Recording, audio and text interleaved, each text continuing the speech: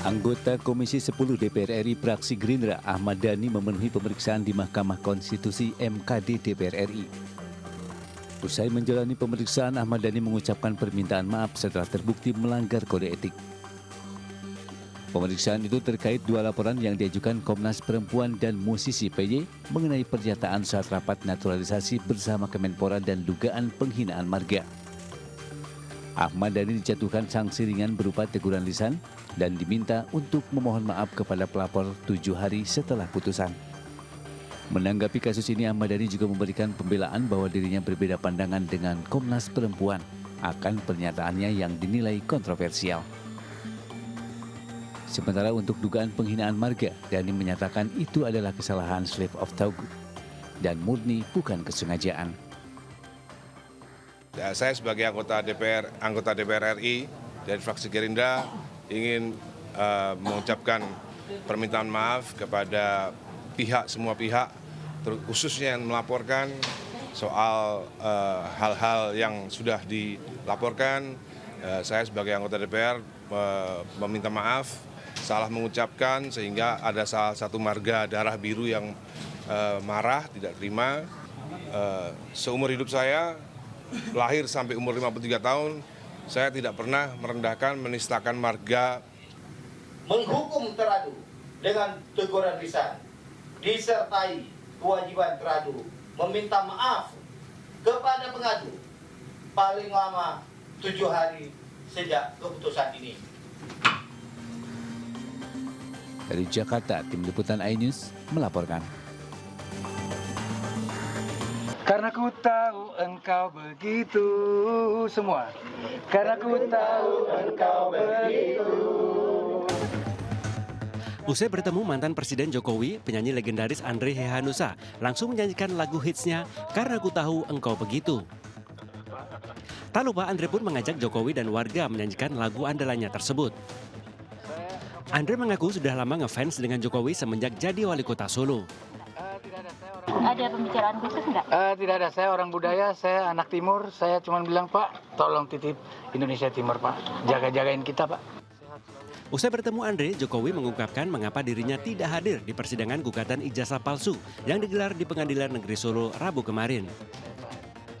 Jokowi lebih memilih bertemu dengan Andre Hehanussa serta puluhan warga yang telah menunggunya. Alasan Jokowi karena sudah mempercayakan ke tim kuasa hukumnya. Namun Jokowi mengaku ia siap hadir ke persidangan jika diperlukan. Semuanya sudah kita berikan kuasa kepada tim kuasa hukum, baik untuk mediasi maupun untuk urusan gugatan perkara. Artinya siap untuk menuju sidang pembuktian ya Pak? Siap untuk melanjutkan sidang ya? Di kesempatan yang sama, Jokowi juga menegaskan bahwa Prabowo bukanlah presiden boneka. Mantan Gubernur Jakarta ini mengatakan ia tidak pernah mengendalikan Prabowo selama menjabat sebagai presiden. Jokowi menilai kepemimpinan Prabowo sangat kuat dan mempunyai visi yang kuat. Tidak ada. Karena yang saya lihat kepemimpinan Pak Prabowo ini kepemimpinan yang kuat. Beliau memiliki visi yang kuat, memiliki leadership yang kuat, program-programnya juga jelas, step-step perencanaan diimplementasi juga baik. Sebelumnya, saat rapat kabinet paripurna beberapa waktu lalu, Presiden Prabowo membantah dirinya dikendalikan oleh Jokowi. Prabowo menegaskan dirinya menghadap Jokowi hanya untuk berkonsultasi dan meminta saran. Dari Solo, Jawa Tengah, Septiantoro, iNews melaporkan.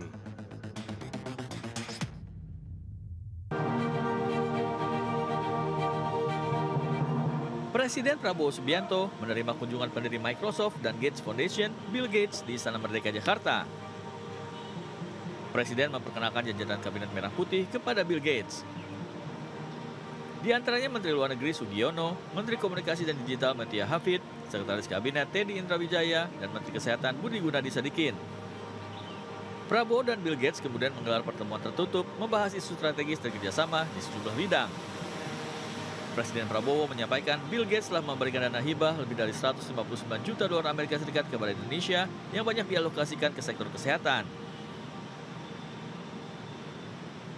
Dukungan beliau, bantuan beliau untuk Indonesia, tapi tidak hanya untuk Indonesia, untuk kepentingan manusia.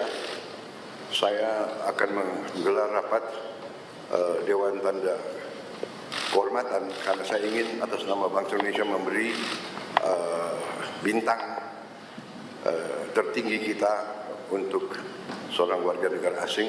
You know, Indonesia is very serious about malnutrition, and we have a number of proven tools like what we call multiple micronutrient supplement that pregnant mothers can take instead of just taking folic acid and iron. They take a pill that actually has many vitamins in it.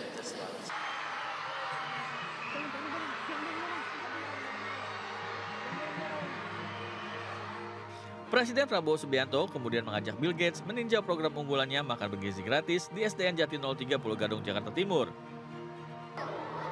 Prabowo memperlihatkan kotak makan stainless steel dan menu makan gratis yang selanjutnya akan dibagikan kepada siswa sekolah dasar.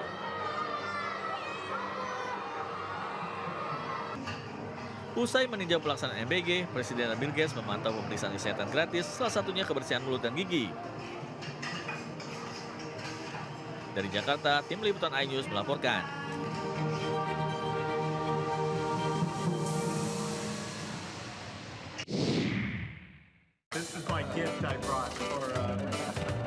Ada momen unik saat kunjungan Bill Gates ke Istana Merdeka. Tak hanya membicarakan potensi kerjasama Bill Gates di Indonesia, pendiri Microsoft ini juga bertemu dengan Bobby Kertanegara, kucing kesayangan Presiden Prabowo Subianto. Sambil tersenyum, Bill Gates menghampiri stroller Bobby dan menunjukkan sebuah boneka paus pemberian dirinya sebagai tanda perkenalan dengan Bobby. Bill Gates juga menyebut Bobby sangat terkenal. Sementara itu, Presiden Prabowo menyerahkan cenderamata berupa keris sebagai simbol penghormatan budaya Indonesia kepada Bill Gates. Tim liputan iNews melaporkan.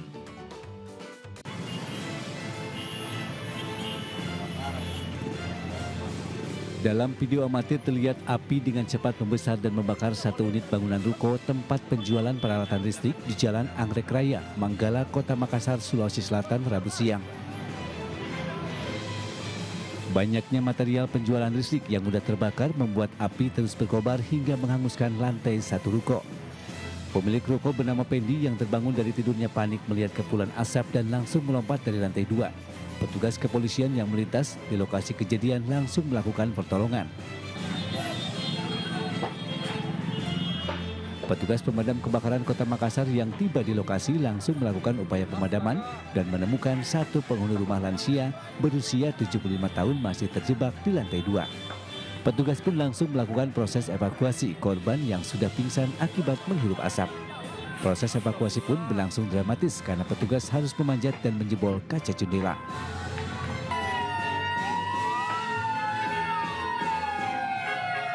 Yang terbakar itu satu buah ruko, lantai 1, lantai 2 itu habis terbakar. Berdampaklah ruko di sebelah kiri dan kanannya, tapi cuman kepulan asap saja. Api baru bisa dipadamkan setelah Dinas Pemadam Kebakaran menurunkan 8 unit armada dengan proses penyemprotan selama kurang lebih 30 menit. Kini penyebab kebakaran masih diselidiki pihak kepolisian dan kerugian ditaksir mencapai ratusan juta rupiah.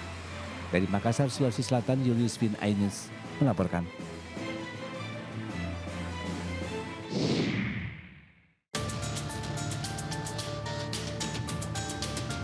Satu persatu jenazah korban kecelakaan maut bus ALS yang berada di Rumah Sakit Bayangkara Polda Sumbar Rabu siang dijemput oleh pihak keluarga.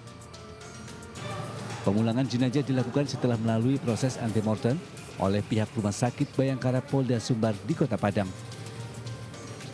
3 jenazah atas nama Silain 30 tahun asal Toba, Sumatera Utara, Aryudi 38 tahun asal Deli Serdang, dan Etrik Gustav Wenas asal Jakarta. Satu jenazah atas nama Sri Rejeki asal Pekanbaru Riau dipulangkan dengan menggunakan ambulan ke rumah duka setelah berkoordinasi dengan pihak keluarga di Pekanbaru. Pihak ALS Padang meminta maaf kepada seluruh keluarga korban dan akan menanggung biaya pengobatan korban luka dan pemulangan jenazah. Ya, kita udah koordinasi sama pihak keluarga korban jenazah. Kita juga udah mencarikan ambulan untuk kepulangan jenazah masing-masing ke tujuan masing-masing ke kampung halaman. Ada satu orang itu tujuannya ke Salatiga. Dari kesaksian korban selamat, bus diduga mengalami kerusakan sebelum mengalami kecelakaan. Bus sering berhenti untuk dilakukan pengecekan oleh kernet dan sopir. Sebelum kecelakaan itu ada 15 menit supir berhenti, tapi nggak ada naik penumpang dan nggak ada turun penumpang. Itu berhenti dia sekitar 15 menit. Nah, supir sama kernet yang turun gitu. Nah, kenapa lagi? Saya bilang ke teman itu berhenti lagi, barusan juga berhenti lama. 15 menit naik supir, naik kernet, akhirnya jalan. 15 menit kemudian terjadilah remblong. Kasat Lantas Polres Padang Panjang, Ibtu Jamaludin mengungkapkan sopir dan kernet bus belum bisa dimintai keterangan karena masih tak sadarkan diri. Orang yang meninggal dunia, cuman sedikit kita revisi, ada 6 laki-laki dan 6 juga perempuan. Sementara untuk sopir belum bisa kita minta keterangan karena dalam keadaan koma atau kritis. Begitu juga untuk kernet udah kita ambil keterangannya tadi. Kecelakaan diduga kuat terjadi akibat hilangnya fungsi pengereman pada bus yang melaju dari arah Bukit Tinggi menuju Kota Padang. Dari Padang, Sumatera Barat, Budi Sunandar, Wahyu Sikumbang, iNews melaporkan.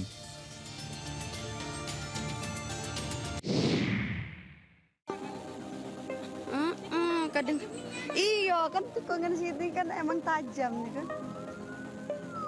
Awas naik kan nak. Naas saat hendak padamkan kebakaran di Desa Rantau Seri, Kabupaten Musirawas, Sumatera Selatan, mobil pemadam kebakaran Kabupaten Musirawas terguling. Akibat kejadian itu 4 petugas damkar luka-luka dan 1 petugas damkar meninggal dunia di lokasi kejadian tertimpa truk damkar. Kejadian berawal saat korban bersama 4 rekannya menuju ke lokasi kebakaran. Saat melintasi jalan turunan dan menikung, diduga mobil hilang kendali sehingga mobil terbalik. Setelah kejadian, begitu mobil dievakuasi, kami langsung cepat ngambil korban, kami tatap, aku datang sini lagi nadinya. Korban mengalami luka di mana itu? Apa? Lukanya di mana itu, Pak? Lukanya di wajahnya ada biru, terus tertimpa di belakang. 4 petugas damkar yang terluka menjalani perawatan di rumah sakit, sedangkan 1 korban meninggal dibawa ke rumah duka untuk dimakamkan. Dari Musirawas, Sumatera Selatan, Sudirman, iNews melaporkan.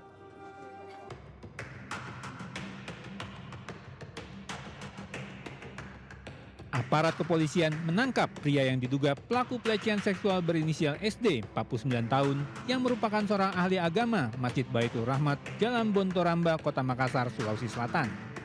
Pelaku yang juga merupakan pegawai negeri sipil ditetapkan sebagai tersangka setelah mengakui sudah melakukan pelecehan terhadap 16 orang santrinya sejak 2004 lalu. Polisi sendiri masih mencari kemungkinan adanya korban lain, termasuk menunggu kehadiran komika asal Bandung berinisial EP untuk memberikan keterangan kepada penyidik Polrestabes Makassar. Kasus ini sendiri diungkap sang komika yang menceritakan pengalaman pahit masa lalunya di akun media sosial pribadinya. Ia mengungkap telah menjadi korban SD saat berusia 13-14 tahun. Modus pelaku SD yaitu ingin mengetahui apakah santrinya sudah akil balik atau belum, lalu meminta para korban untuk berjanji tidak melapor kepada orang lain. Tapi memang dugaannya ada lebih dari 10 orang, nanti masih kita cari korbannya, dan ini sudah menangkap 1 orang tersangka. Nah, tersangka ini sudah mengakui dia mencari sekitar 16 orang. Pelaku dijerat Undang-Undang Perlindungan Anak dengan ancaman penjara 5 hingga 15 tahun. Pihak kepolisian mengimbau kepada para santri yang merasa menjadi korban agar segera melapor sehingga kasusnya bisa ditindaklanjuti. Dari Makassar, Sulawesi Selatan, Leo Muhammad Nur, iNews melaporkan.